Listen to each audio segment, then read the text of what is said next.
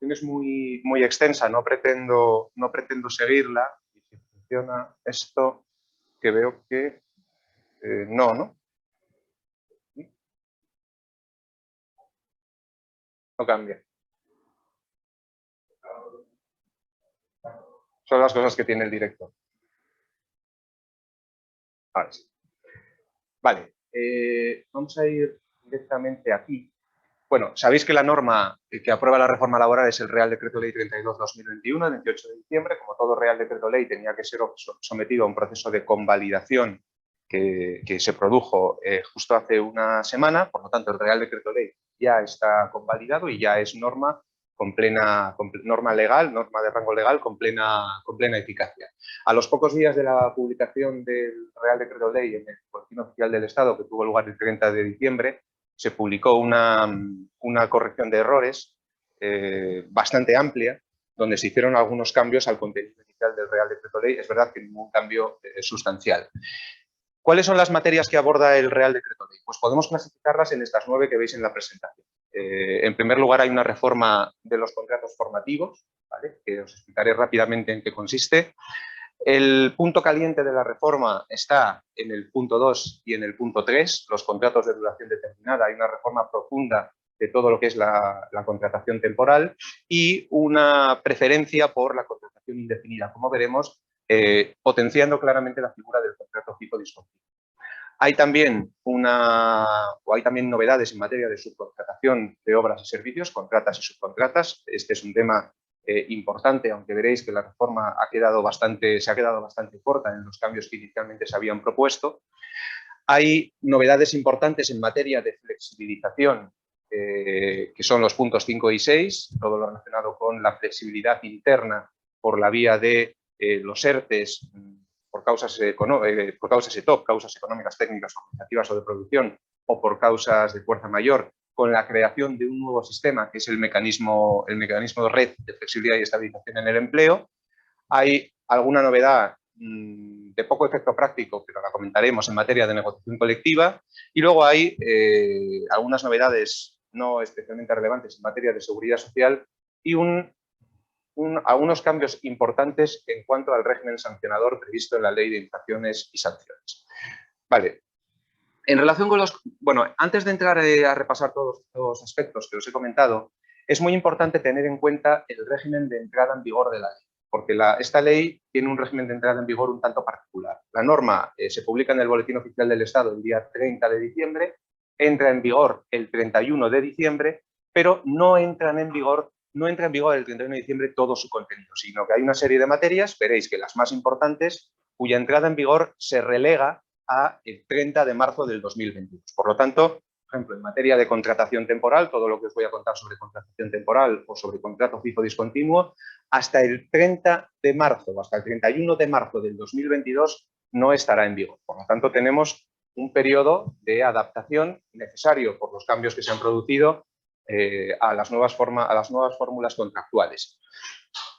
Ese retraso en la entrada en vigor va acompañado de un régimen transitorio que también es muy relevante tener muy presente, ¿vale? ¿Por qué?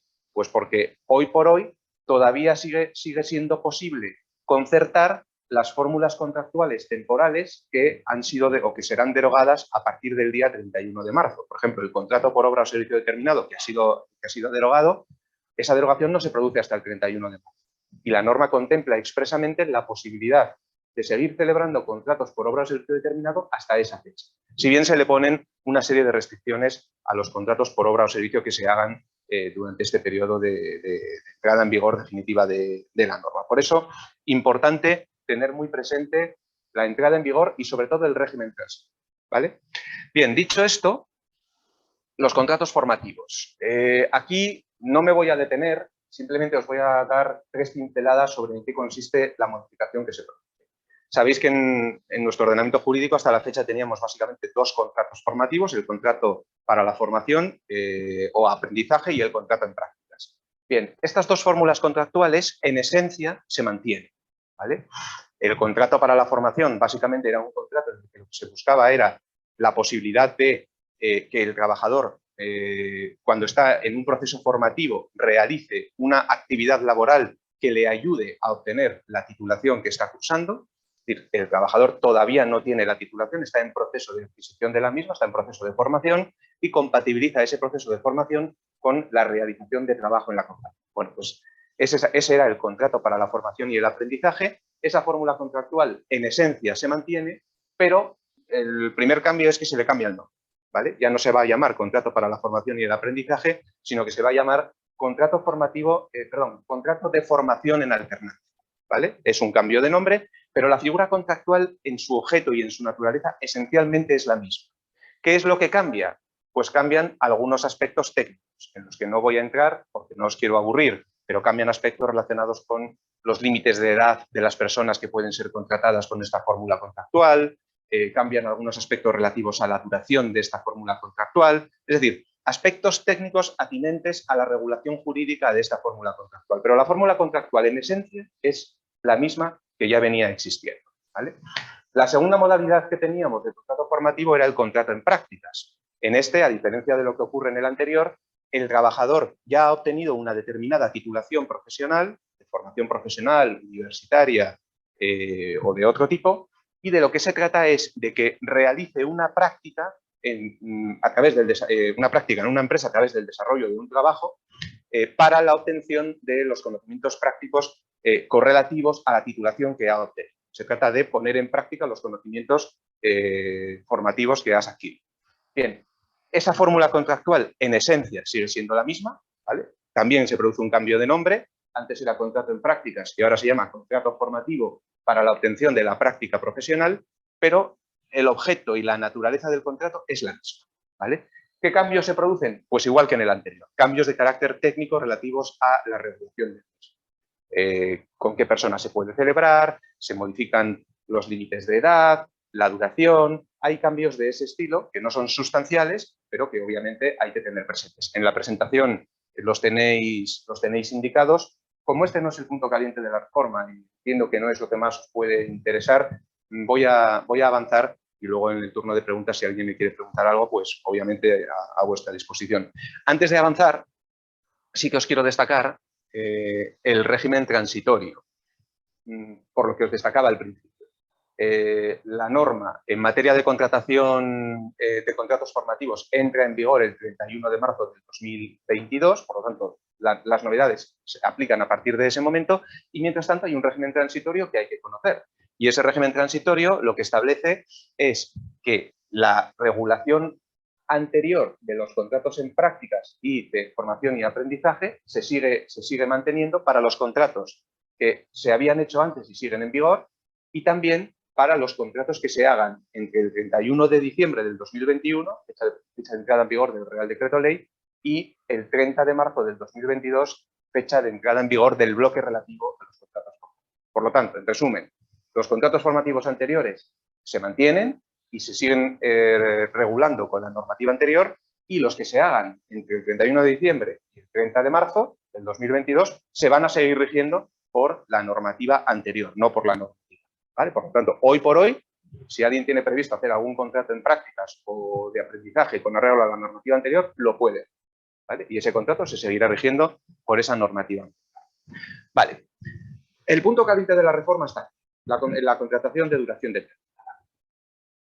Esta reforma, yo estuve anteayer, creo que fue, en una charla sobre la reforma laboral de un magistrado de la Sala de lo Social del TSJ, que yo quería escucharle a ver un poco qué es lo que decía respecto de, bueno, sobre todo a ver si se anticipaba alguno de los criterios interpretativos que va a seguir la Sala del TSJ.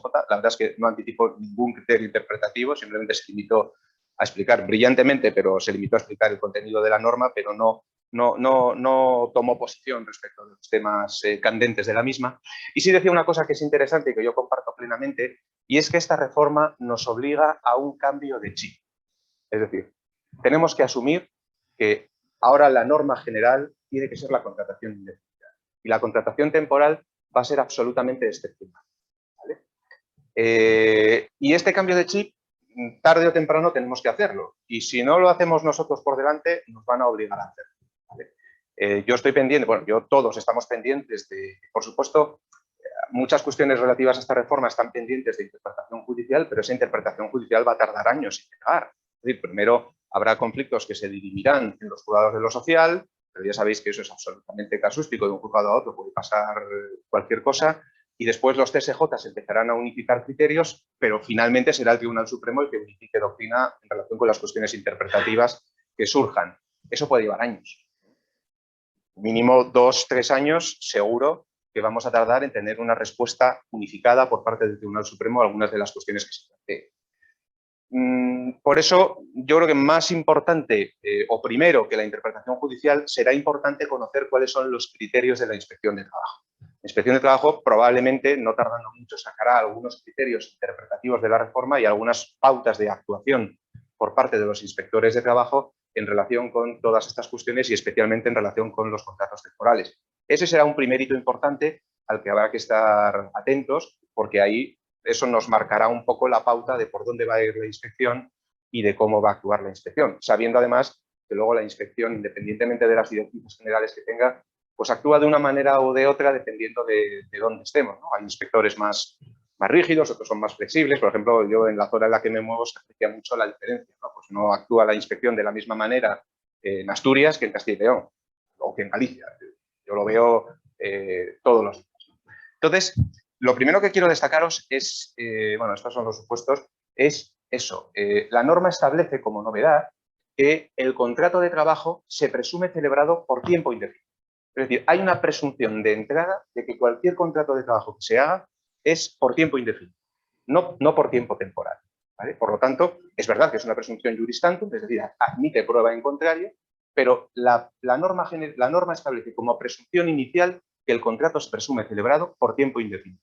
Pero no solo esto, además establece que los contratos temporales solamente pueden celebrarse en 2 supuestos, que ahora vamos a ver, y además establece la obligación de que en el contrato se especifique la causa que justifica la temporalidad, las circunstancias en las cuales se celebra ese contrato y la relación existente entre esas circunstancias y la causa justificativa de la temporalidad. Es decir, hay una exigencia de justificación documental de la necesidad de celebrar ese contrato temporal, ¿vale? Bien, ¿cuáles son las modalidades contractuales temporales que teníamos hasta la fecha? Pues teníamos básicamente 3, como sabéis: el contrato por obra o servicio determinado, el contrato eventual por circunstancias de la producción y el contrato de interinidad.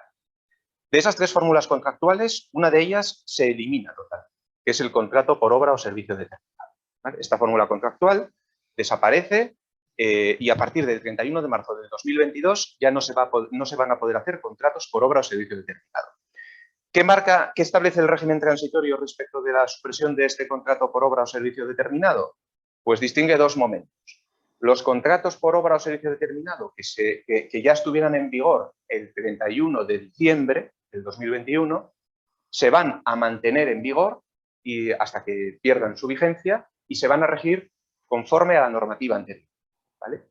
Los contratos por obra o servicio determinado que se hagan entre el 31 de diciembre y el 30 de marzo del 2022 se van a regir también por la normativa anterior, pero en su vigencia van a tener un límite de vigencia, que son 6 meses, ¿vale? Es decir, si me preguntáis, oye, ¿hoy puedo hacer un contrato por obra o servicio determinado? La respuesta es sí, lo podéis hacer. Ahora bien, ese contrato que hagáis hoy no va a poder tener una duración superior a 6 meses. Sabéis que conforme a la normativa anterior, la duración máxima del contrato por obra o servicio determinado era de 3 años, ampliable por convenio colectivo a 4. Bueno, pues ahora 6 meses máximo para los contratos que se hagan entre el 31 de diciembre y el 30 de marzo del 2022. Pero a partir de ese momento, figura contractual eliminada de la faz del mercado, ¿vale? ¿Qué tenemos? Pues tenemos solamente 2 fórmulas contractuales de carácter temporal. El nuevo contrato por circunstancias de la producción y el nuevo contrato por sustitución de personas trabajadoras.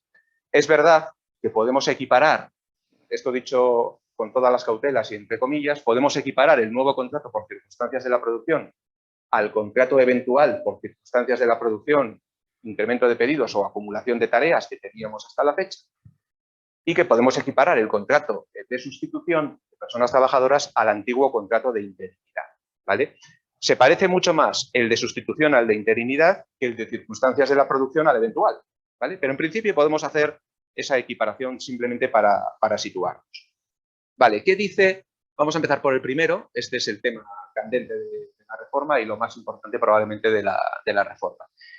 Fijaros que aquí pasamos a una situación, venimos de una situación en la que yo creo que más o menos sabíamos cuándo podíamos hacer un contrato temporal, pues sabíamos que si teníamos una obra o servicio determinado con autonomía y sustantividad propia, podíamos hacer un contrato por obra, pero bueno, era fácil identificar el supuesto en el cual se podía hacer ese contrato. Oye, cuando tienes una obra o un servicio determinado, era una definición más o menos identificable con una situación concreta.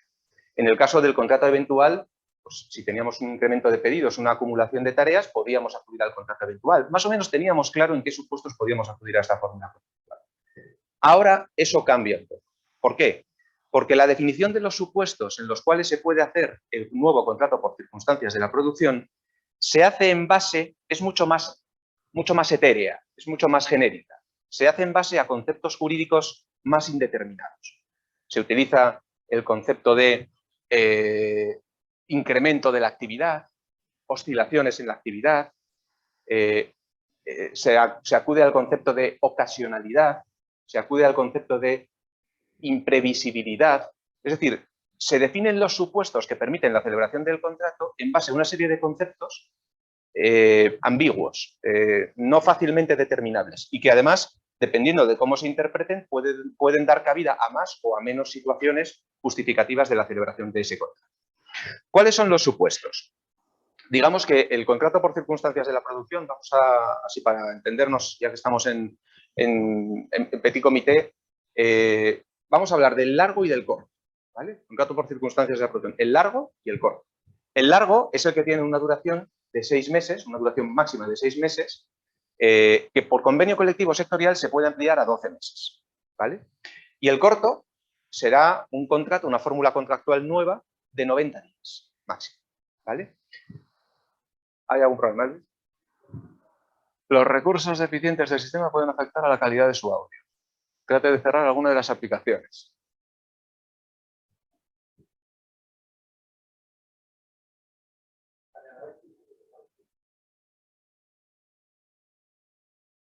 Vale, pues vale. Bueno, os decía, en el contrato por circunstancias de la producción, el largo, 6 meses ampliable a 12 y el corto, 90 días. El largo, ese contrato se puede celebrar cuando se produzca un incremento de la actividad productiva, ¿vale? Incremento de la actividad productiva que reúna dos requisitos, que sea ocasional y que sea imprevisible. Si hay un incremento de la actividad productiva ocasional e imprevisible, se puede utilizar esta fórmula contractual para cubrir esa situación. También se puede celebrar este contrato en la modalidad larga cuando se producen oscilaciones en la actividad productiva, ¿vale? Como veis, son conceptos genéricos. Incremento de la actividad productiva, ocasional, imprevisible, oscilaciones. Difícil a priori entender a qué supuestos concretos es posible celebrar ese contrato. Eso puede ser bueno o malo, dependiendo, es decir, de entrada, el hecho de utilizar conceptos jurídicos amplios, pues desde el punto de vista de la empresa puede dar un amplio margen de interpretación para justificar la celebración de un contrato, pero claro, va a depender de cómo lo interpreten los tribunales y la inspección de trabajo. Por lo tanto, aquí habrá que tener un poco de cuidado. Por lo tanto, cuando se produce un incremento de la actividad productiva, ocasional e imprevisible, no ocasional o imprevisible, sino ocasional e imprevisible, o cuando se produce una oscilación respecto de la cual la ley no dice que tenga que ser ocasional, previsible, sino una oscilación en esa actividad productiva, si ese incremento de la actividad o esa oscilación generan un desajuste temporal entre la plantilla que tiene la empresa y la plantilla que necesita para atender esa actividad productiva, se puede celebrar el nuevo contrato por circunstancias de la producción. Duración máxima 6 meses, en un ampliable por convenio colectivo sectorial a 12 meses. Aquí hay una primera cuestión interpretativa que ya me han preguntado los clientes. ¿Es posible entender, si yo tengo un convenio colectivo sectorial que ampliaba a 12 meses la duración del antiguo contrato eventual? Sabéis que el antiguo contrato eventual también tenía 6 meses, ampliable por convenio hasta 13 meses y medio, me parece que era. Si yo tengo un convenio colectivo sectorial que amplió la duración del antiguo contrato eventual y ese convenio sigue en vigor, ¿puede entenderse que esa ampliación que se hizo para la fórmula contractual anterior es igualmente aplicable para la nueva fórmula contractual? Pues no lo sé. La verdad es que la ley no lo resuelve. Yo he escuchado ya las dos interpretaciones, que sí y que no. Este magistrado, yo le pregunté directamente el martes y me dijo que sí. También os digo, así sin que quede grabado, con poco convencimiento y con poco argumento. Yo de entrada me inclino a pensar que no, porque al final esa es una ampliación de la duración de una fórmula contractual distinta, hecha en un contexto normativo diferente y para una modalidad contractual totalmente distinta a la actual. Pero bueno, vamos a ver qué interpretan los tribunales. Es una cuestión relevante, porque los convenios sectoriales, podéis estar en un convenio sectorial que a lo mejor no se renueva hasta dentro de 2 años o 3 años. Y por lo tanto, ese convenio es posible que hasta dentro de 2 o 3 años no haga la ampliación a 12 meses que prevé la ley para el contrato por circunstancias de la producción. Y por lo tanto, puede ser que durante 2 o 3 meses no podáis hacer contratos por circunstancias de la producción de más de 6 meses. Salvo que interpretemos que la ampliación anterior sí es válida actualmente, que obviamente es lo que tendremos que interpretar y lo que tendremos que defender llegado el momento, ¿no? Bien, ese es el primer supuesto.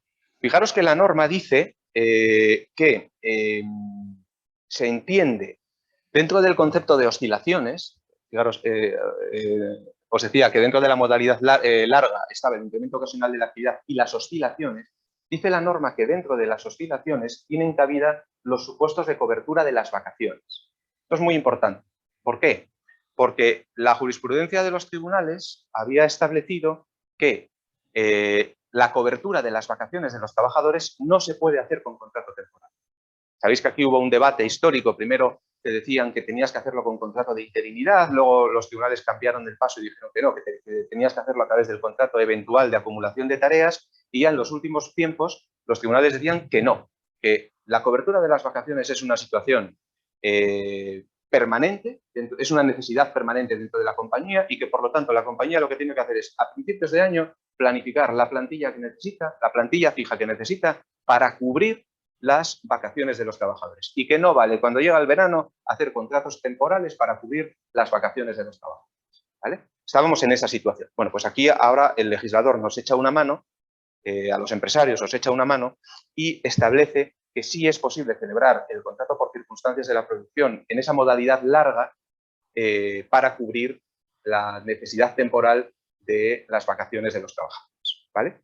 Bien, junto a esa modalidad larga, o dentro de esa modalidad larga, la norma establece también que, y esto también es muy importante, que no es posible celebrar el contrato por circunstancias de la producción para cubrir una contrata o una subcontrata o una concesión administrativa, ¿vale? Hasta ahora, esto, que puede resultar chocante, realmente ya no lo es tanto, o ya no lo era tanto. ¿Por qué? Porque ya los tribunales habían dicho que la modalidad por obra o servicio determinado no servía para cubrir la contratación que justifica una contrata, una subcontrata o una concesión administrativa. Normalmente las empresas que sois contratistas de otra o que trabajáis con la administración a través de concesiones, veníais celebrando un contrato por obra o servicio determinado para los trabajadores empleados en la prestación de servicios de esa contrata o de esa subcontrata. ¿Por qué? Porque decís, oye, esto al final es una situación temporal. Yo tengo una contrata con un cliente o con la administración que tiene una duración temporal, pues yo hago un contrato temporal para cubrir esa situación hasta que esa situación se acabe, pero es una situación temporal.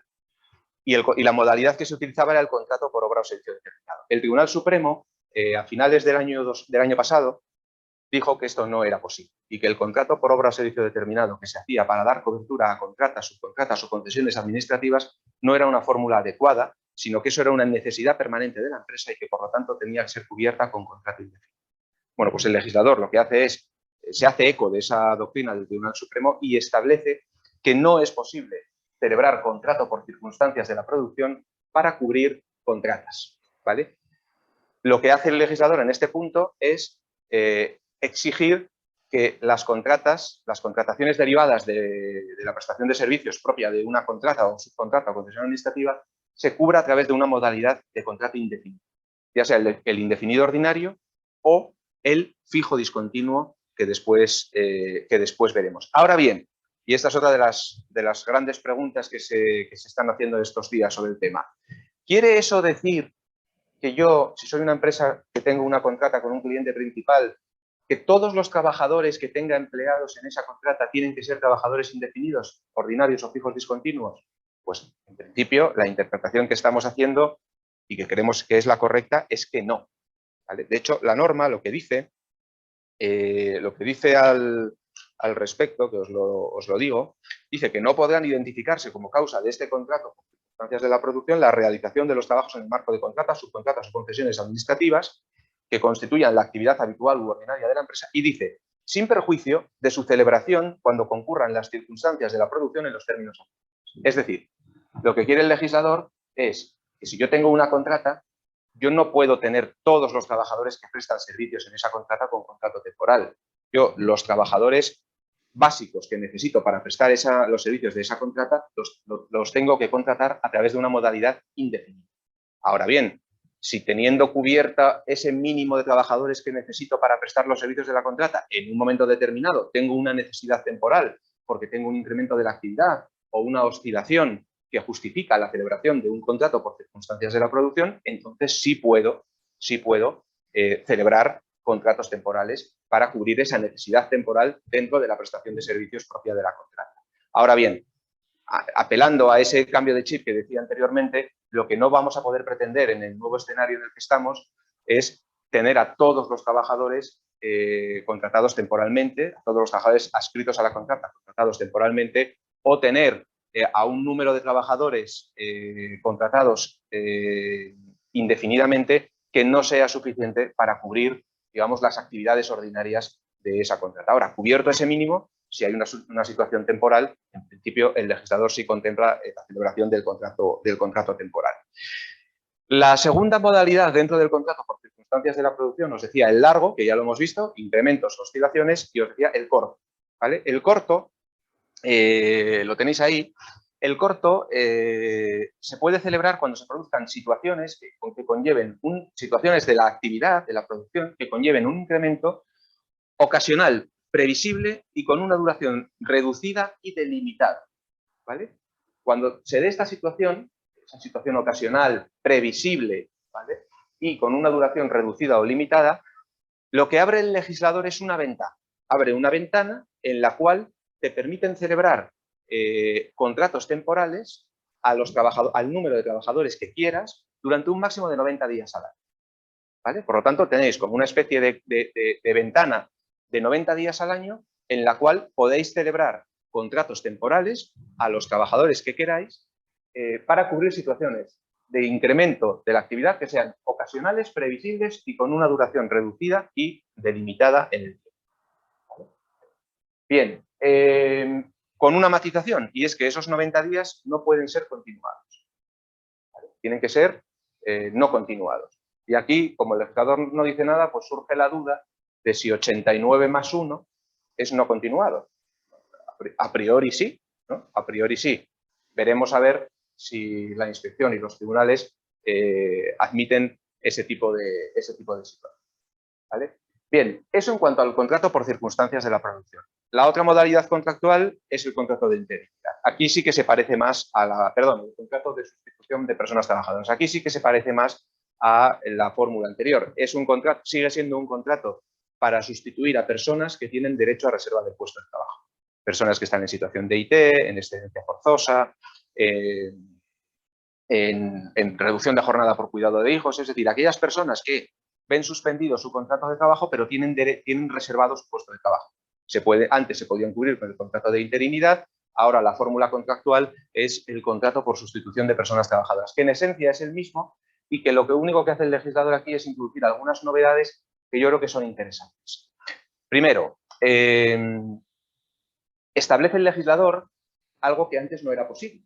Es decir, antes cuando teníais un trabajador, imaginaros, por ejemplo, una mujer que va a ser madre, no podíais hacer el contrato de interinidad hasta que se producía el nacimiento de la madre, con lo cual, cuando la madre se ausentaba porque daba a luz, es cuando podíais contratar al sustituto. Bueno, pues ahora el legislador establece que la contratación del sustituto se puede hacer hasta 15 días antes de que el sustituido entre en la situación de suspensión contractual. De tal manera que tengan una convivencia de unos días que permita, bueno, pues que el sustituido pues, forme o enseñe al sustituto en cuanto a la realización de las actividades. También se dice, yo creo que esa es una mejora técnica interesante y que puede ser útil para la gestión laboral. En segundo lugar, se dice también que, o se dice expresamente, que el contrato de interinidad se puede hacer para cubrir la parte de jornada que reduce una persona en los supuestos de reducción de jornada por cuidado de hijos. ¿Vale? Cuando un hombre o una mujer piden una reducción de jornada por cuidado de hijos del 25% o del 30%, pues se puede hacer el contrato de interinidad, se puede contratar a otra persona para sustituir solamente esa parte de jornada que deja vacante la otra persona. Y luego se dice expresamente también, aunque esto ya se venía admitiendo, que se puede hacer también el contrato de sustitución de personas trabajadoras para la cobertura temporal de un puesto de trabajo durante el proceso de selección, cuando está en marcha un proceso de selección para cubrir un puesto fijo, pero nunca por un periodo superior a 3 meses. ¿Vale? Es decir, si tenéis en marcha un proceso de selección para cubrir un puesto fijo, hasta que ese puesto se cubra, podéis contratar a una persona a través de esta modalidad contractual durante un máximo de 3 meses. ¿Vale? O sea, durante el tiempo que dure el proceso, pero con un máximo de proceso de colocación, pero con un máximo de 3 meses. ¿Vale? Bien, estos son en esencia las modalidades contractuales. Luego hay aquí una serie de cuestiones comunes que no voy a entrar en ellas, pero sí que quiero destacar dos novedades importantes. Sabéis que el artículo 15.5 del Estatuto de los Trabajadores venía estableciendo la regla de concatenación de los contratos temporales, según la cual, si una persona estaba contratada en una empresa a través de 2 o más contratos temporales para un mismo puesto de trabajo durante más de 24 meses en un periodo de 30 meses, a partir del mes 24 ese contrato devenía automáticamente en indefinido. ¿Vale? Esto era así. Bueno, pues esta regla se mantiene y se amplía. En primer lugar, se mantiene, pero se reduce el periodo, que antes era de 24 en un periodo de 30, se reduce a 18 meses en un periodo de 24.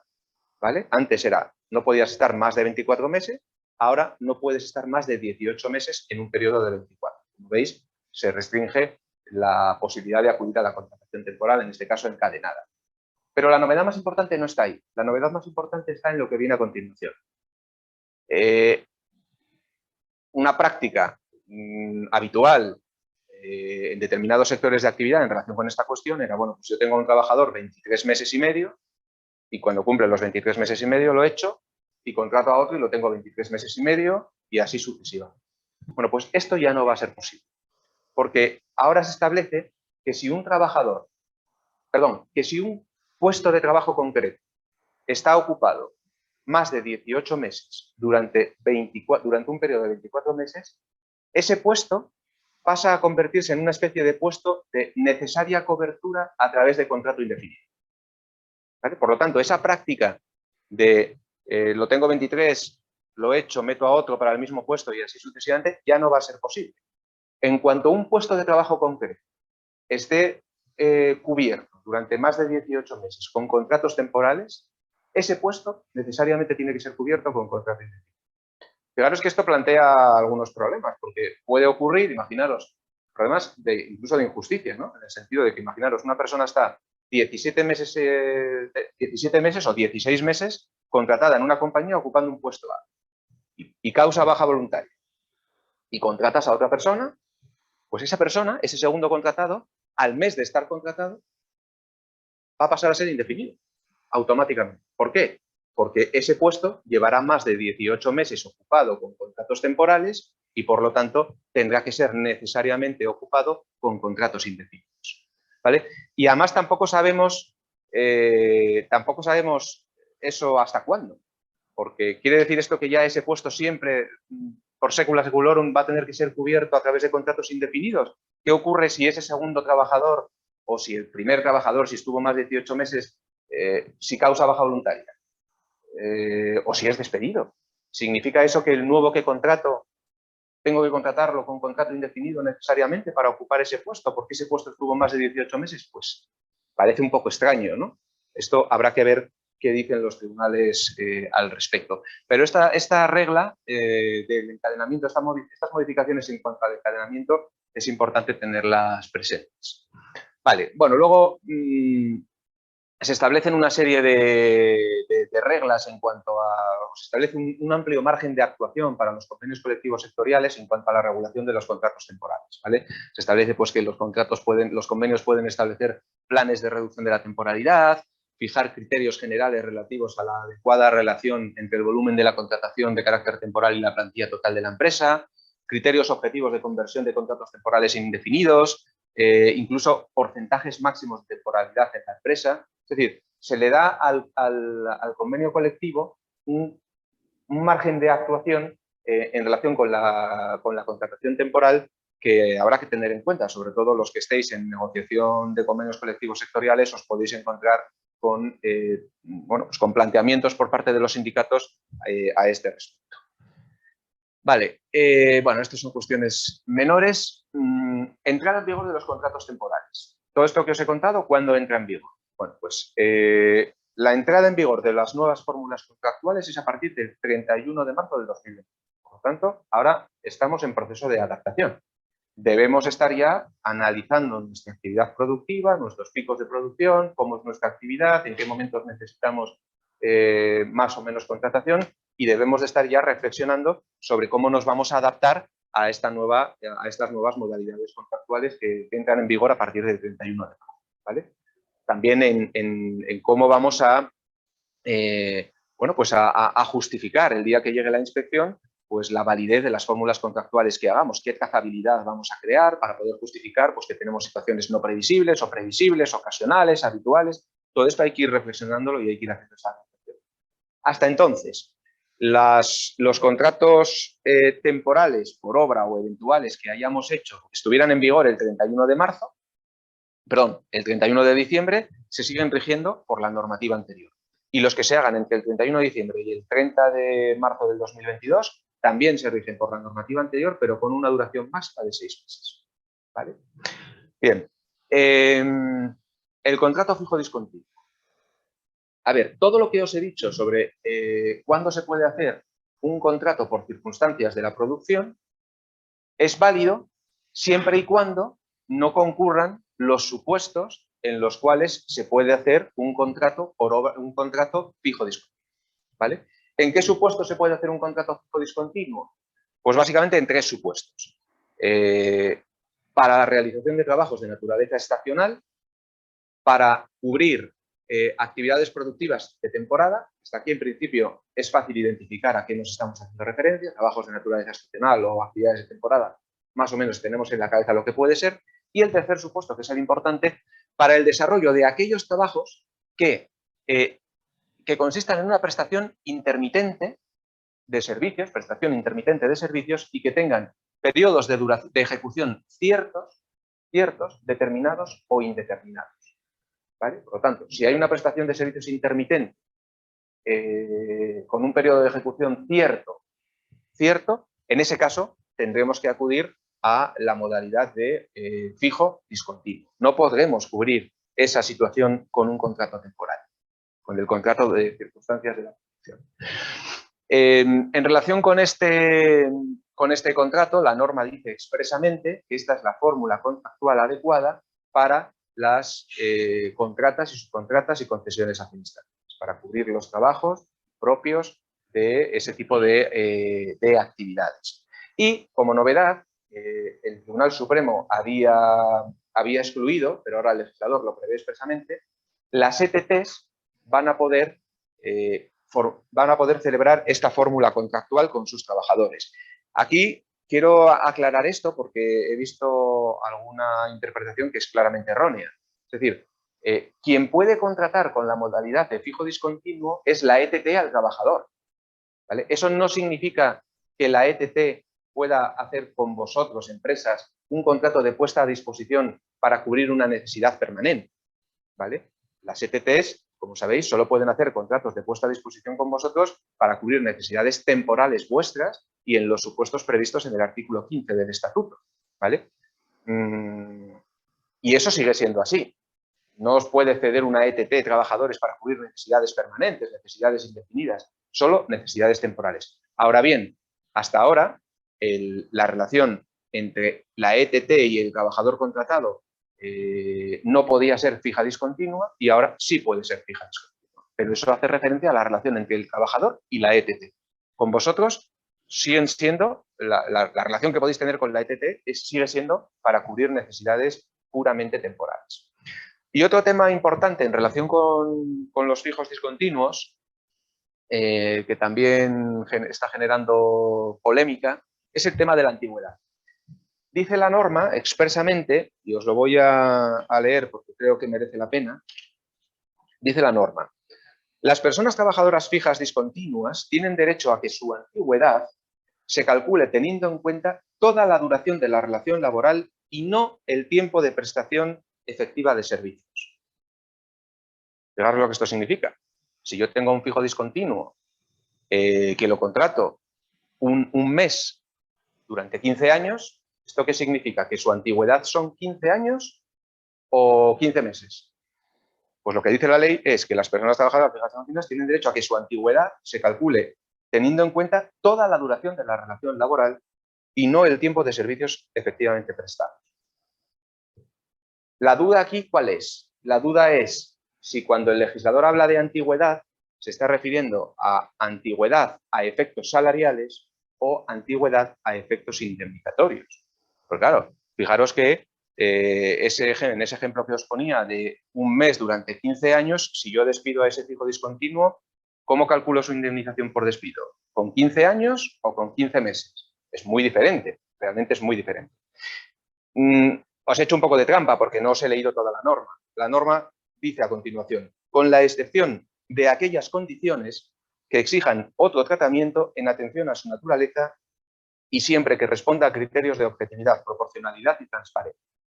Este último párrafo que os acabo de leer es el que se ha introducido en la reforma por parte de la parte empresarial para intentar defender que a efectos de indemnización por despido hay que computar solo el tiempo de prestación efectiva de servicios, los 15 meses, no los 15 años.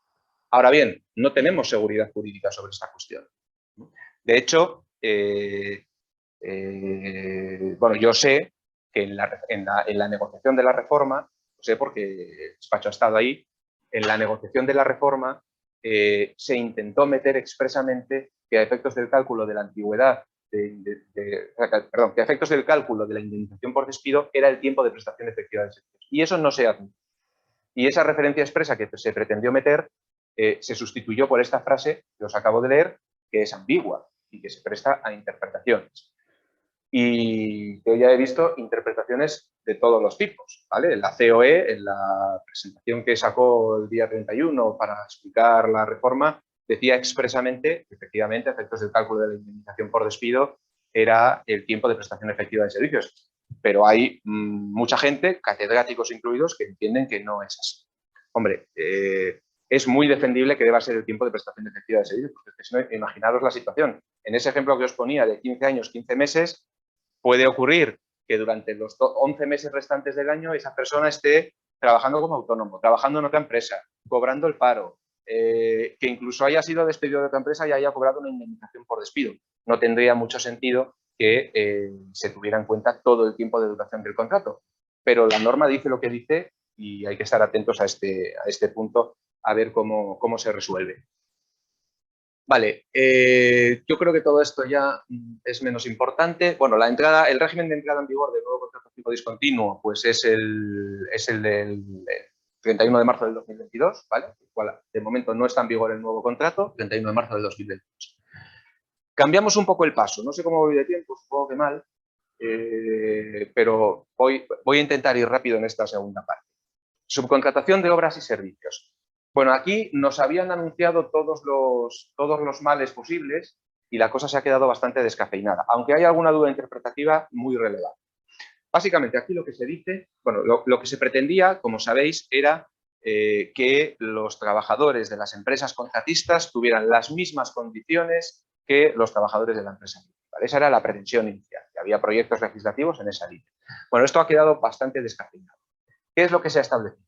Se ha establecido que la empresa contratista debe aplicar el convenio colectivo sectorial correspondiente a la actividad que desarrolle en la contrata.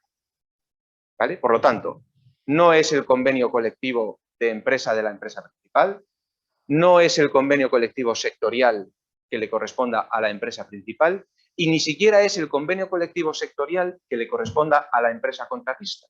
Es el convenio que corresponda a la actividad concreta que la empresa contratista haga en esa contrata. ¿Vale? Esa es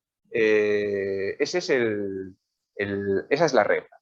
Eso tiene una excepción, que es que si la empresa contratista tiene un convenio propio, entonces puede aplicar su convenio propio. ¿Vale?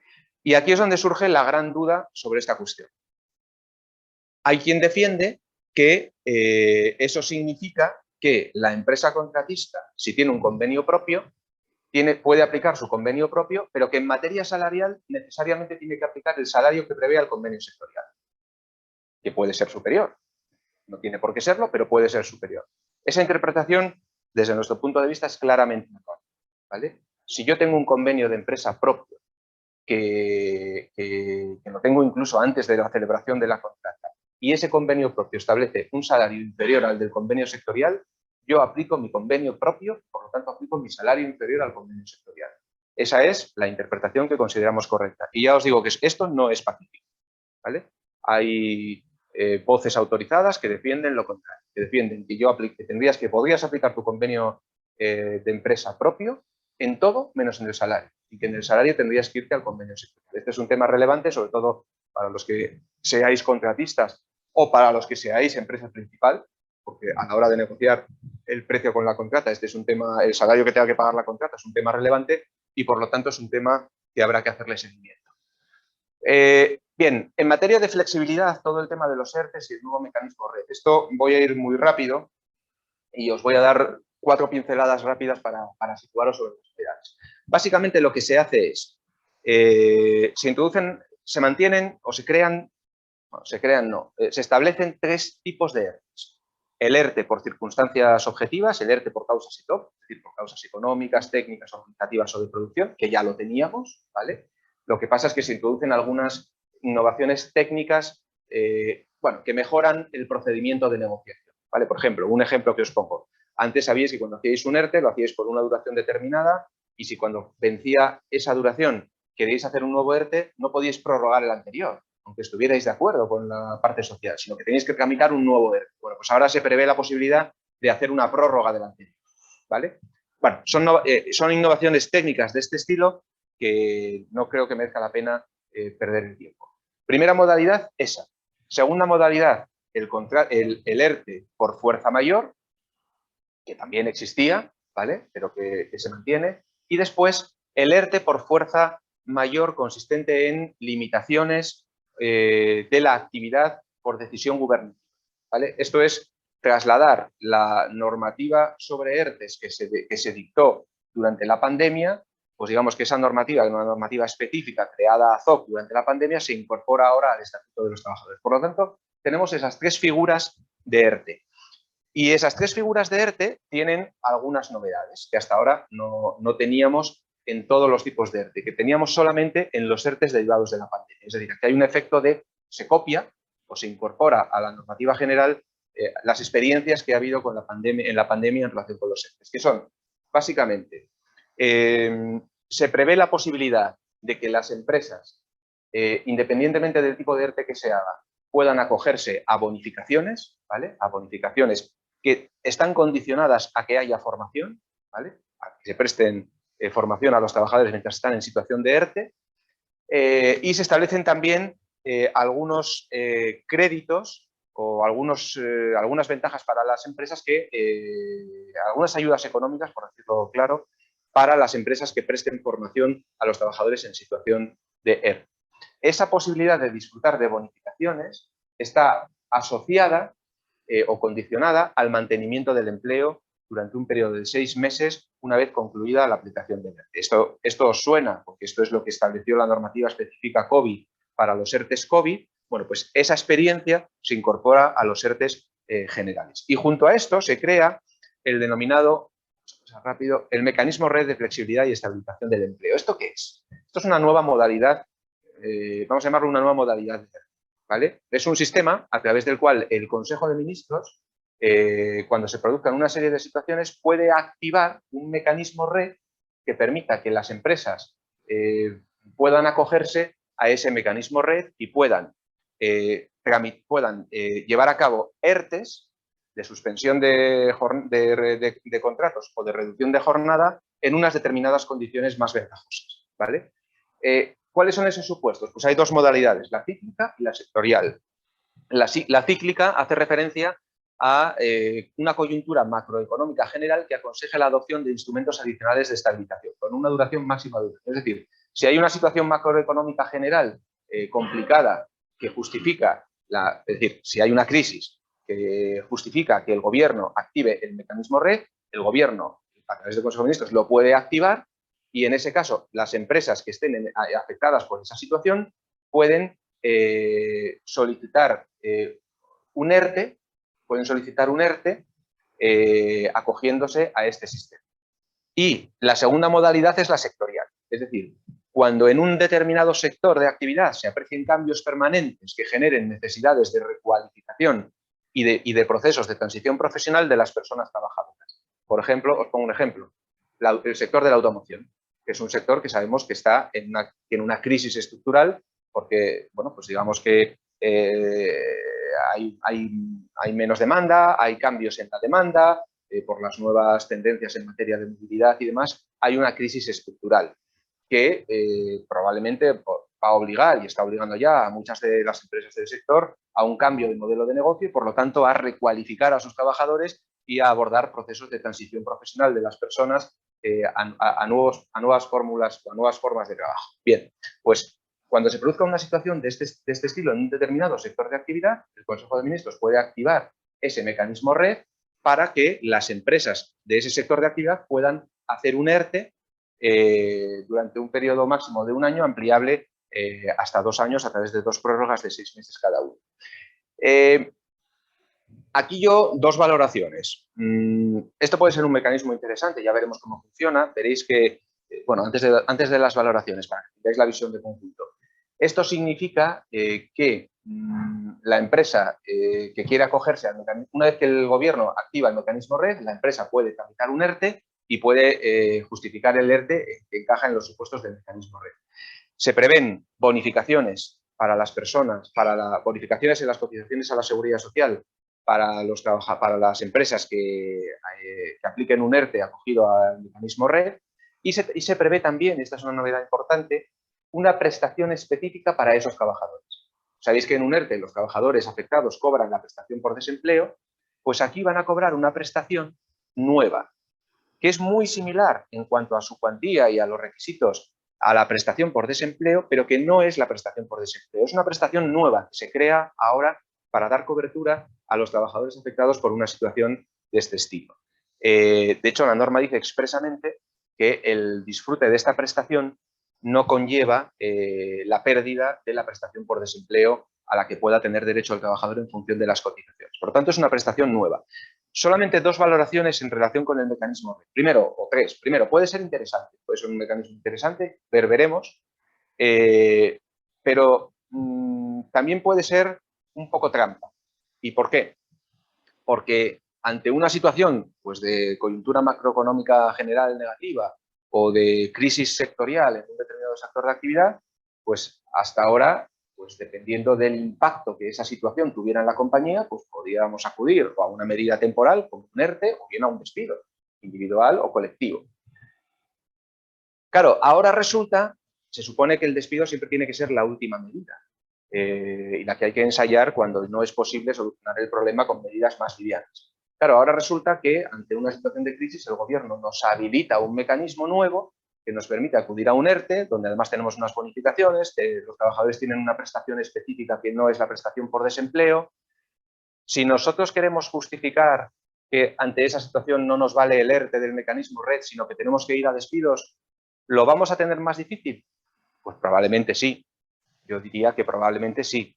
Por lo tanto, el mecanismo red puede ser una buena solución, pero puede dificultar que aquellas empresas que estén especialmente afectadas por esa situación de crisis general o sectorial puedan defender que el ERTE no les vale y que tienen que acudir a medidas más estructurales. Eso en primer lugar. Y luego, en segundo lugar, se establece que la empresa cuando se activa el mecanismo red, la empresa puede solicitar la tramitación del ERTE. Para ello tiene que hacer un periodo de consultas. Si ese periodo de consultas concluye con acuerdo, la autoridad laboral tiene que autorizar el acuerdo, pero si concluye sin acuerdo, el ERTE debe ser autorizado o no autorizado por la autoridad laboral. Es decir, en cierto modo se está recuperando la autorización administrativa de los ERTEs que suprimió la reforma laboral del 2012, como bien sabéis.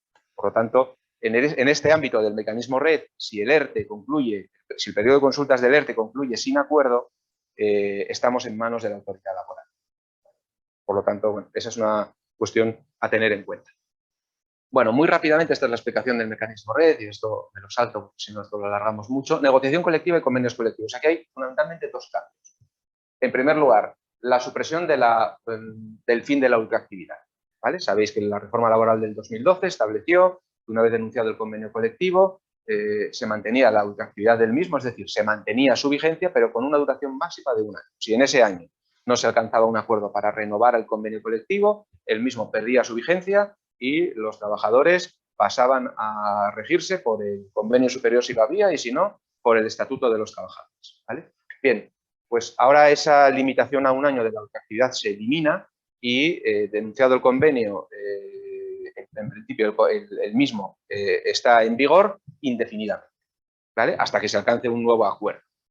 Esto en la práctica no es muy relevante porque los tribunales ya habían dicho que en el supuesto de que el convenio perdiera vigencia porque transcurría el año, se contractualizaban las condiciones derivadas del convenio anterior, por lo tanto, los trabajadores incorporaban a su contrato de trabajo las condiciones derivadas del convenio desaparecido, con lo cual, desde esa sentencia del Supremo, pues digamos que el efecto de la ultraactividad, de la limitación de la ultraactividad había quedado prácticamente anulado. Y luego sabéis, además, sobre todo los que estéis en procesos de negociación, que en los procesos de negociación de los convenios colectivos sectoriales normalmente se estaba pactando una ultraactividad indefinida. Por lo tanto, bueno, es un tema que además era bastante bandera para quienes defendían la eliminación de la reforma laboral del 2012 y en la práctica era un tema que no estaba generando ningún problema y que había quedado bastante descafeinado. Y la segunda novedad importante en materia de negociación colectiva hace referencia al convenio colectivo con prioridad aplicativa. ¿Vale? Sabéis que la reforma laboral del 2012 estableció que las empresas podían hacer un convenio de empresa que tuviera prioridad aplicativa respecto del convenio sectorial en una lista de materias. Y entre esa lista de materias estaban las cuestiones salariales, la cuantía del salario y la distribución del salario. Es decir, yo estoy en el convenio del metal, puedo hacer un convenio de empresa propio en el cual mantengo la aplicación del convenio del metal, pero para determinadas cuestiones aplico mi convenio de empresa propio, entre ellas la función salarial. Bueno, pues esa posibilidad ahora se elimina, ¿vale? Ya no es posible hacer un convenio de empresa con prioridad aplicativa respecto del sectorial que establezca un salario diferente al del convenio sectorial. ¿Vale? Esa posibilidad se ha suprimido. Vale, en materia de seguridad social, muy rápidamente, ya me queda un poco. Básicamente, lo más destacable aquí, lo que más os quiero llamar la atención, es que se incrementan los tipos de cotización adicional para los contratos temporales de corta duración. ¿Vale? Antes, los contratos temporales que tenían una duración inferior a 5 días tenían un recargo de cotización, tenían una mayor cotización. Bueno, pues ahora ese periodo de 5 días se amplía a 30. ¿Vale? Un contrato temporal con una duración inferior a 30 días tiene una cotización menos ventajosa. ¿Vale? Esta es la idea principal con la que quiero que os quedéis en este ámbito. Y luego, bueno, estas son las bonificaciones a las que os hacía referencia antes de los ERTE. Que no veis, fijaros, el ERTE por causa stop, el ERTE por fuerza mayor temporal, el de impedimentos o limitaciones en la actividad normalizada y el mecanismo red en la modalidad cíclica y en la modalidad sectorial. Todos estos ERTEs ahora dan derecho a unos determinados porcentajes de bonificación en la cotización a la seguridad social. 20%, 90%, 90%. Aquí, bueno, hay diferentes tramos y en el sectorial, en la modalidad, en el mecanismo red, en la modalidad sectorial, 40%. ¿Vale? El disfrute de estas bonificaciones, como os decía, está condicionado a mantenimiento del empleo durante 6 meses y no en todos los casos, pero sí en la mayor parte de los casos, a que se imparta formación a los trabajadores mientras estén con el contrato suspendido o con la jornada reducida. Y para terminar, muy rápido también, nuevas infracciones y sanciones en el ámbito laboral. Se tipifican nuevas infracciones y sanciones en el ámbito laboral, fundamentalmente en relación con contratación, con incumplimiento de obligaciones en materia de contratación temporal. Y aquí lo más relevante, el cambio más relevante, hay 2 cambios relevantes. Uno, que se incrementan las cuantías de las sanciones, y 2, esto es lo realmente relevante, se establece expresamente que cuando se incumpla alguna obligación en materia de contratación temporal, procede una sanción por cada trabajo. ¿Vale? Antes, sabéis, los que lo hayáis sufrido, que cuando te llegaba la inspección y te hacían una inspección de trabajo en materia de contratación temporal, pues si te detectaban 20 contratos temporales inválidos, pues dependiendo del inspector, lo normal era que se limitaran a requerirte la transformación en indefinidos, pero si el inspector ese día tenía el pie cambiado, el paso cambiado, o si había una resistencia por parte de la empresa, eso podía conllevar también una sanción económica. Normalmente en ese caso era una única sanción por los 20 contratos mal hechos. Pues ahora se establece expresamente que serían 20 sanciones, ¿vale? Y además se incrementa la cuantía de las sanciones. Vale, y otras cuestiones relevantes, pues bueno, esto yo creo que ya, sí, esto os lo he comentado anteriormente, lo de que el contrato se presume celebrado por contrato indefinido. Vale, no sé si aquí hay alguna empresa del sector de la construcción, vamos, en los que estáis presentes o los que estáis online, simplemente destacar que se suprime la antigua figura contractual del contrato fijo de obra, ¿vale? Sabéis que en el sector de la construcción existe una modalidad contractual temporal específica que era el contrato fijo de obra, que podía tener una duración máxima, creo que era de 3 años, o alguno más, no lo recuerdo, y donde el trabajador contratado podía ir variando de una obra a otra manteniendo la misma fórmula contractual. Bueno, pues eso ahora se sustituye por un nuevo contrato que se llama que es un contrato indefinido específico del sector de la construcción, por lo tanto ya no es temporal, es indefinido. Supresión de los contratos fijos, de los contratos temporales de obra y conversión en contratos indefinidos. Y lo que se establece es que cuando finaliza la obra o cuando finalizan los trabajos de esa obra para los cuales está contratado el trabajador, la empresa tiene la obligación de ofrecerle al trabajador una obra diferente y si no tiene obra que ofrecerle o si el trabajador la rechaza, se entiende que la empresa puede extinguir ese contrato pagando una indemnización del 7% de los conceptos salariales y se entiende, y aquí está la clave de bóveda de esta fórmula contractual, y se entiende que esas extinciones no son despidos objetivos. Es decir, aunque estemos extinguiendo un contrato indefinido, se entiende que esas extinciones no son despidos objetivos y, por lo tanto, ni hay que hacer un despido objetivo siguiendo el procedimiento del despido objetivo y pagando los 20 días, ni hay que hacer un despido colectivo. Es decir, la empresa podría extinguir de repente 100 contratos indefinidos por obra porque se le acabó la obra y no tendría que acudir a un despido colectivo, ¿vale? Cuidado con esto, porque en la ponencia que os decía que estuve el otro día de un magistrado de la sala del CSJ, ya dijo que esto no está claro que esté ajustado a la legalidad y que es posible que se entienda que eso son verdaderos despidos objetivos y que por lo tanto haya que hacer despido objetivo ya sea individual o colectivo a través de la tramitación de un ERE. Pero bueno, la fórmula contractual nueva es esta. Y poco más, yo creo que poco más, sí, ya más o menos os lo he contado todo. He ido un poco rápido porque no quería detenerme en cuestiones técnicas, quería daros una visión general y bueno, pues a partir de aquí, muchas gracias por vuestra atención y por supuesto si hay alguna pregunta que la puedo responder, pues a vuestra disposición.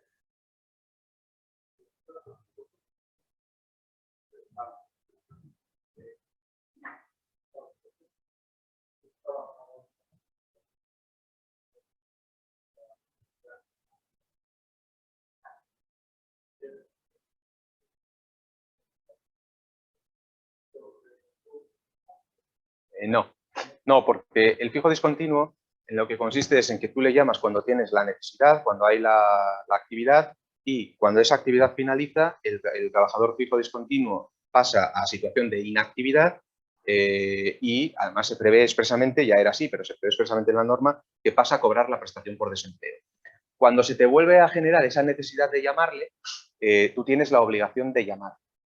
Si teniendo la necesidad no le llamas, eso será equiparable a un despido y él te podrá demandar por despido por no haberle llamado teniendo la necesidad. Pero si tú le llamas, estoy tuteando, perdóname, si le llamas y el trabajador rechaza ese llamamiento, eso se equipara a una baja voluntaria y por lo tanto no hay un despido.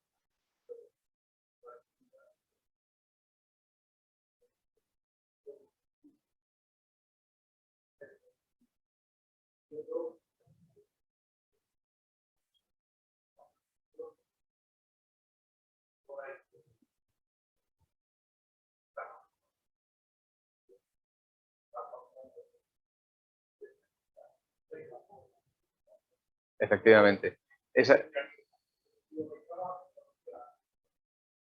Sí, a ver, aquí lo que puede suceder es que efectivamente si se extingue el contrato fijo discontinuo, ahí va a haber un debate sobre cómo se calcula esa indemnización por despido, la que le pueda corresponder. Y las dos opciones interpretativas son, hay que tener en cuenta todo el tiempo de contratación o hay que tener en cuenta solo el tiempo de prestación efectiva de servicios. Yo, ya te digo, que de entrada defendería que es el tiempo de prestación efectiva de servicios y además creo que es una posición absolutamente razonable y de sentido común y creo que con amparo legal. Lo que pasa es que no está claro y sobre esto ya hay dudas interpretativas y ya hay quien defiende, y no solo sindicatos, sino también catedráticos y algunos actores y algunos actores del mundo laboral y tal están defendiendo que no, que es todo el tiempo de duración del contrato. Ahí hay un conflicto, ahí hay un play, por decirlo de alguna manera, pero hay que defender que es el tiempo de prestación efectiva de servicios. Más preguntas.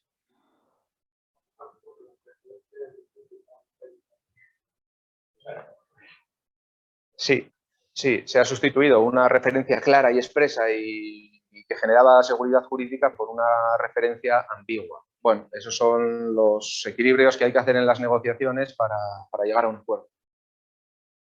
Sí, pero efectivamente ahí hay un punto candente. Muy bien. Yo creo que lo mejor es que tenga una pregunta, le podemos dar paso con el micro.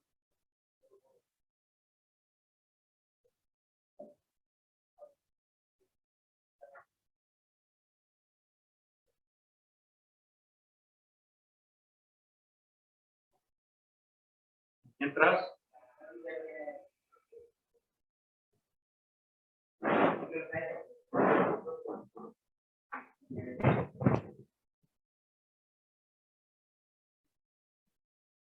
¿Puede entrar?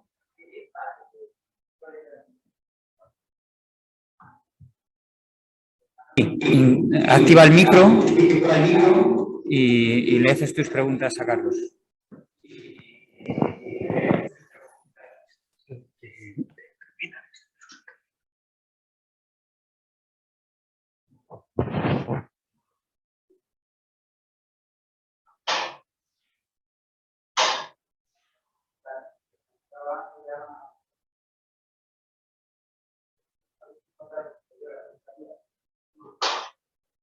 ¿Se extingue por?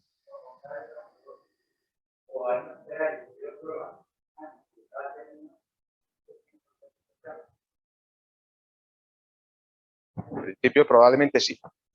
Yo diría que sí. Sí, porque la norma no distingue. La norma no establece ninguna excepción en función de la causa de extinción del contrato, con lo cual yo a priori diría que sí.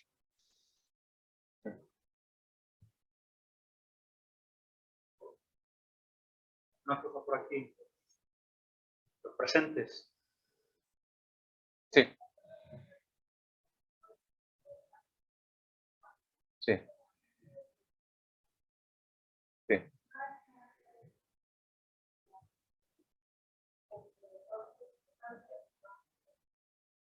Sí.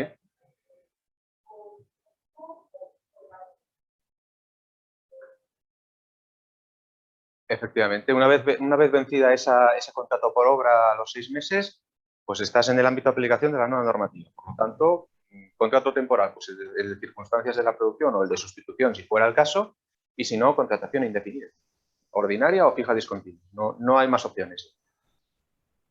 Sí, vamos, salvo que sea sector de la construcción, efectivamente, y puedas acudir a esa modalidad. Sí, sí.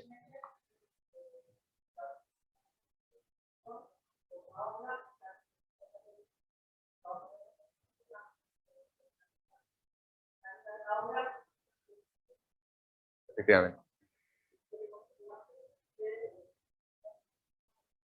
No. Si es sector de la construcción y le haces el contrato indefinido de obra, el nuevo, el que se ha regulado ahora, cuando termina la obra o terminan los trabajos de la obra que él realizaba, tú tienes la obligación de ofrecerle por escrito una nueva obra, un nuevo puesto, y además tienes obligación de darle formación para cualificarlo para esa obra o para ese puesto. Si no tienes la obra o si el trabajador la rechaza, en ese caso el contrato se extingue y la empresa tiene la obligación de abonar una indemnización del 7% de los conceptos salariales de convenio colectivo.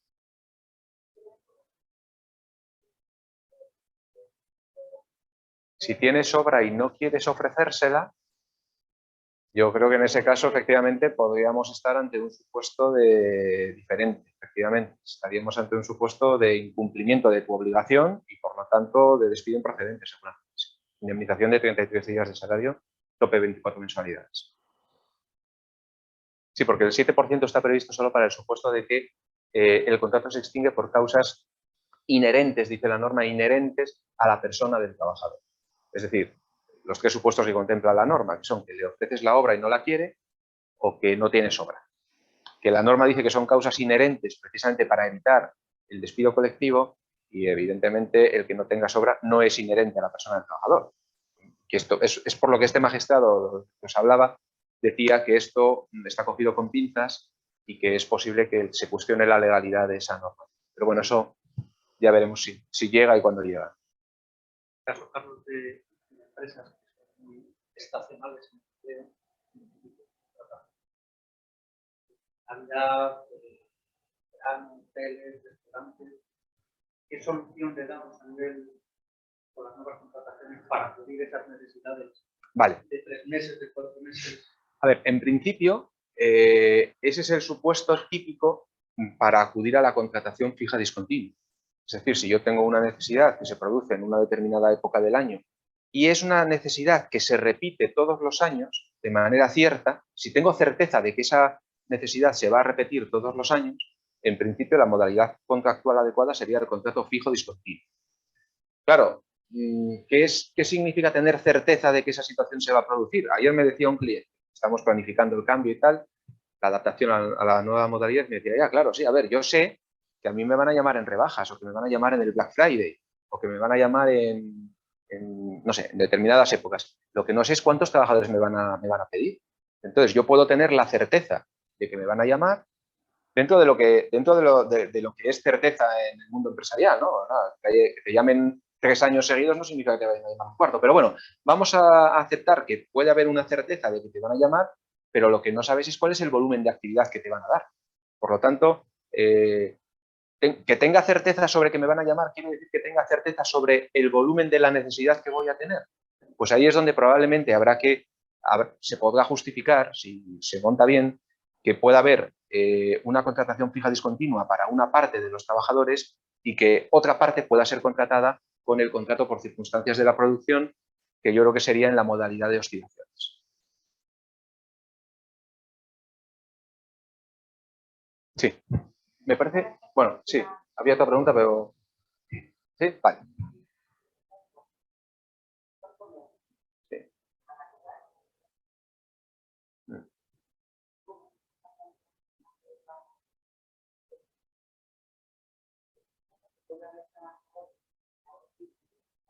Sí.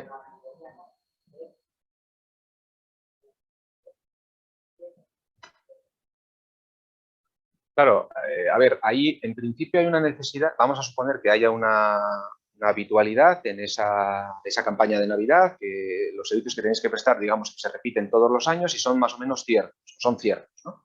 En principio, la fórmula en la que tendríamos que pensar, también por el cambio de chip al que antes hacía referencia, sería el fijo discontinuo, ¿vale? Lo que tú me estás planteando es algo diferente.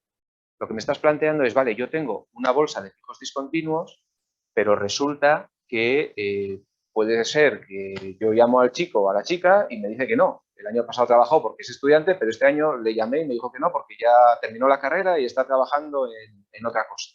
Eso es diferente. Eso no hace referencia a cuál es la modalidad contractual adecuada. Eso hace referencia al llamamiento. La ley establece que en el contrato fijo discontinuo tú tienes la obligación de llamar a los trabajadores que tienes contratados con esa modalidad cada vez que tienes una campaña. Y además la ley te obliga a que establezcas un régimen de llamamiento. Tienes que pactar, tienes que establecer cuál es el sistema de llamamiento, pues por antigüedad o por desempeño o por la razón que sea. Eso puede estar establecido en el convenio colectivo sectorial o se puede establecer en un acuerdo de empresa. Por tanto, si tienes una bolsa de fijos discontinuos, tú llamas al primero según el orden de llamamiento que tengas que respetar. Si te dice que no, llamas al siguiente y así sucesivamente. No sé si te doy respuesta a la pregunta. Respuesta sí, lo que creo que no te doy es confort, ¿no? Ya. No solución, sí, sí. Esto es lo del cambio de chip que decíamos al principio, ¿no? Ya, ya. Bueno, pues ahí te verás obligada, a ver, ahí pues o tendrás que intentar combinar fijos discontinuos con temporales. Yo creo que al final esa será la situación, es decir, tendrás que intentar determinar el mínimo de trabajadores que tú crees que necesitas para la actividad y hacerle el contrato fijo discontinuo a aquellos que creas que pueden ser más estables y que realmente pueden responder al llamamiento si es que los tienes, y al resto pues a lo mejor puedes tirar o tirar de fijo discontinuo y si les llamas y no vienen, pues llamar al siguiente, o tirar si no de temporal. Es más, puede ocurrir que agotes el plantel de fijos discontinuos que tengas contratado. Imagínate, tienes 25 y llamas a los 25 y no te aparecen o no quieren trabajar. Pues yo creo que ese sería un supuesto en el que puedes acudir a un supuesto de contratación temporal. Ahí tienes una situación imprevisible, tienes una situación ocasional. Yo creo que podrías acudir al contrato de circunstancias de la producción al menos ese año. El año siguiente, si son los mismos, ya podríamos entrar en el ámbito del fijo discontinuo. Bueno, es una situación un poco particular, pero real, claro. Sí.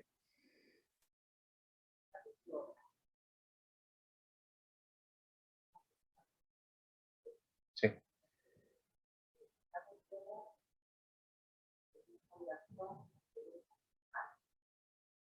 Sí. Sí.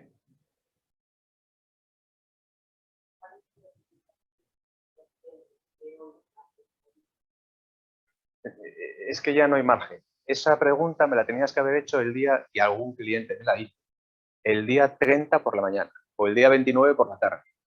Es decir, de diciembre, claro. Es que el problema, ¿sabes cuál es? Que el problema es que los contratos por obra que estén en vigor el 31 de diciembre y que sigan ahora en vigor, esos se van a regir por la normativa anterior y no tienen un límite temporal. Es decir, si tú hiciste si tú muy hábilmente el 29 de diciembre, y hay quien lo hizo, si tú el 29 de diciembre hiciste un contrato por obra o servicio determinado, sabiendo que al día siguiente se publicaba la norma porque ya tenías el borrador, porque lo habías visto, si tú ese día por la tarde, deprisa y corriendo, hiciste un contrato por obra con 3 años de duración, ese contrato se va a regir por la normativa anterior y va a durar 3 años. Ahora, si ese mismo contrato, en vez de hacerlo el día 29, lo hiciste el día 31, ese contrato se va a regir por la norma anterior, pero solo va a durar 6 meses. Porque hay un corte. O sea, los que estuvieran en vigor el 31 de diciembre, como antes, y los que se hagan entre el 31 de diciembre y el... No, los anteriores al 31 de diciembre, esos con la duración que tenían establecida, con los 3 años. Sí, los que hagas entre el 31 de diciembre y el 30 de marzo, esos con 6 meses más. Por eso te decía que esa pregunta me la tenías que haber hecho el 29 de diciembre. Porque tú el 29 de diciembre, sabiendo que al día siguiente se publica la norma, podías hacer contratos de obra con 3 años de duración. Esto es un supuesto real. O sea, a mí me llamaron clientes el 29 de marzo por la mañana. Voy a hacer esto, ¿cómo lo ves? Pues ahora, ánimo, adelante. O sea, ese es el tema. El problema es que al día siguiente ya esa posibilidad quedaba limitada a 6 meses.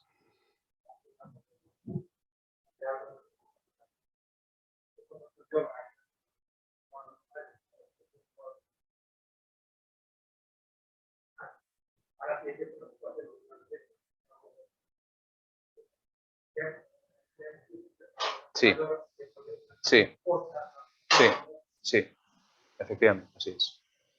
Sí. Me ibas a hacer una pregunta, me parecía. Sí.